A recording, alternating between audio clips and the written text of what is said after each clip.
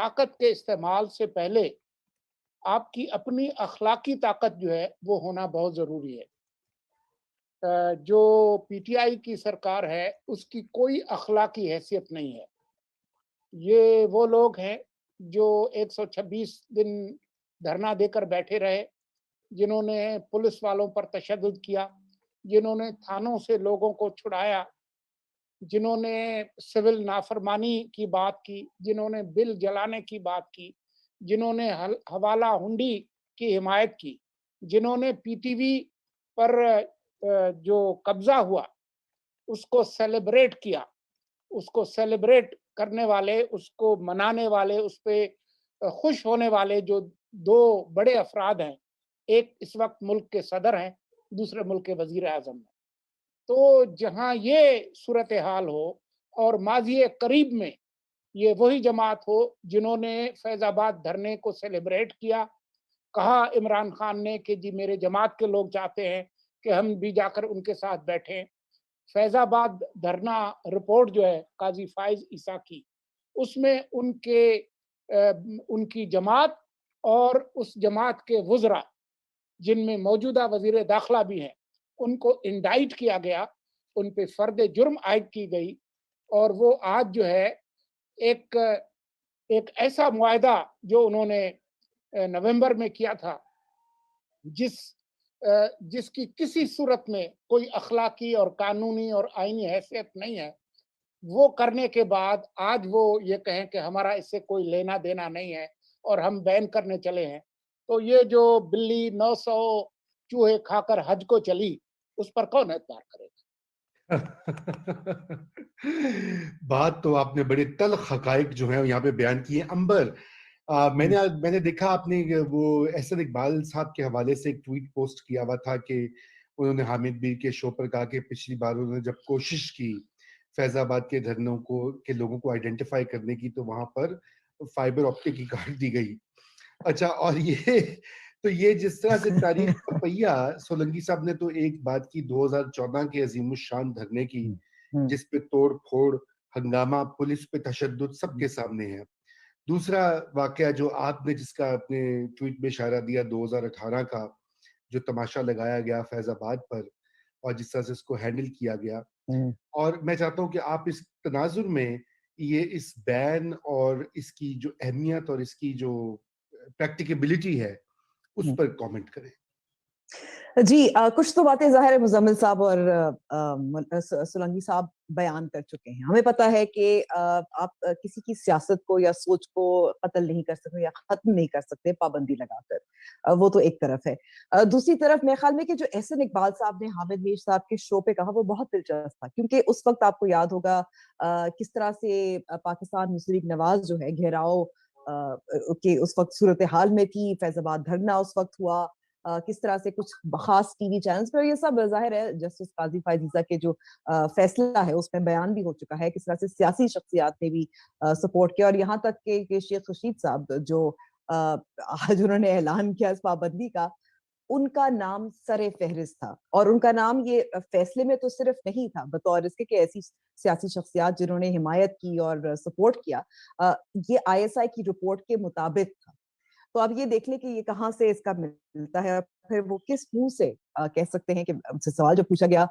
کہ آپ نے کبھی حمایت کی تو انہوں نے بالکل ڈینائی کر دیا، بلکہ میں تو کہوں گی تو جھوٹ بولنے کی بات ہے۔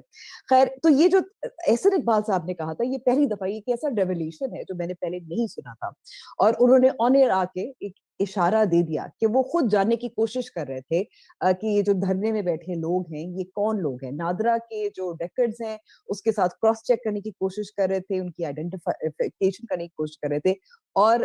ان کے بقول اچانک سے فائبر آپٹک کیبل جو ہے کٹ گئی۔ اب ظاہر ہے اس پہ شاید بات ہو، تنازع بھی کھڑا ہو وغیرہ وغیرہ، لیکن اس سے ان کی بات سے تو یہی اشارہ ملتا ہے کہ کچھ خاص میرے خیال میں ود ان دی ایڈمنسٹریشن کچھ ایسے لوگ تھے جو نہیں چاہتے تھے کہ احسن اقبال صاحب اس معاملے کے تہہ تک جائیں۔ پھر ہم دیکھیں کہ جس طرح سے پولیٹیکل پارٹی رجسٹر ہوئی، الیکشن کمیشن آف پاکستان نے بھی ان کی جو فائنانسنگ ہے اس کا سورسز چیک نہیں کیے، یہ بھی جسٹس قاضی فائز عیسیٰ کے فیصلے میں موجود ہے۔ اور میرے خیال میں کہ وہ یہ جو سفر ہے نا، کیونکہ ہمیں پتا ہے کہ یہ دھرنے کے یہ ایک محدود راولپنڈی اسلام آباد کو بند کیا اور 2021 میں کس طرح سے پنجاب بھر میں ملک بھر میں وہ پھیل گئے ہیں. 2018 کے انتخابات سے بھی یہ ظاہر ہوا تھا کہ ان کی کافی مقبولیت ہے, جہاں پنجاب میں پیپلز پارٹی سے زیادہ ووٹ حاصل ہوئے تھے, اور اچانک سے یہ ان کو قابو کرنا مشکل تو ہوگا. میں یہ بھی بتا دوں کہ میری بھی تحریک لبیک پاکستان کے کچھ اہلکار سے کچھ سال پہلے بات چیت ہوئی, ملاقات ہوئی. وہ مجھے آئین اور قانون کے مطابق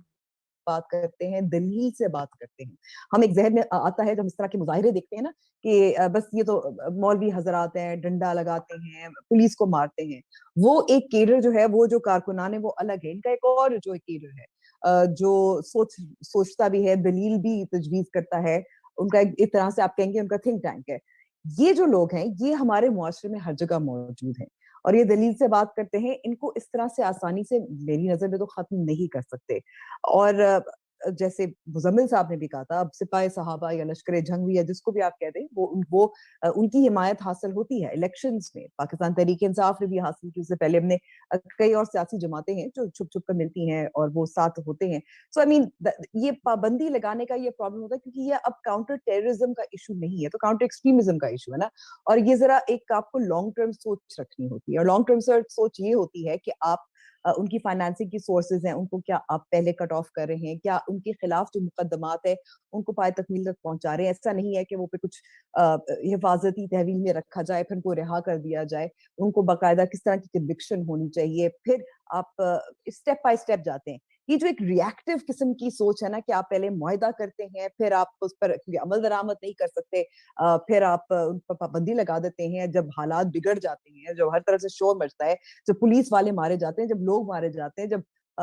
مریضوں تک آکسیجن نہیں پہنچ رہتی. This is short term thinking, this is short term, یہ آپ شارٹ ٹرم پولیٹیکل تھنکنگ آپ کہہ سکتے ہیں. لانگ ٹرم سرچ اور کاؤنٹر ایکسٹریمزم تو یہی ڈیمانڈ کرتی ہے کہ آپ ان کی 3 سال پہلے, آپ مثال کے طور پر جب جسٹس قاضی فائز عیسیٰ کا فیصلہ آیا تھا اس وقت کام شروع کر دیتے, تو اس وقت تو نہیں کیا, تو آپ وقت سے تھوڑی دیر بعد آپ ایسے ایکسٹریم میجرز لے لیتے ہیں. کام شروع ہو گیا تھا نا, سوری آپ کو میں بات کر رہا ہوں, نہیں انہوں نے بالکل پکڑ کے قاضی فائز عیسیٰ کو ٹانگ دیا. جو کام کرنا تھا کہ اس کے فیصلے پر غور کرتے, الٹا انہوں نے پکڑ کے قاضی فائز عیسیٰ کے خلاف ریفرنس بنا دی ہے, اب اس کو نکالنے کے در پہ ہیں. تو آپ کے سامنے ہے نا کہ یہ جو آپ ری ایکٹیو بات کر رہی ہیں, بات اب بالکل میں آپ سے متفق ہوں.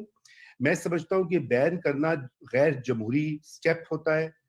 پاکستان میں آزادی ہونی چاہیے. یہاں پر بات ہے انتہا پسندانہ سوچ کی, اور اس کو جو ریاست کے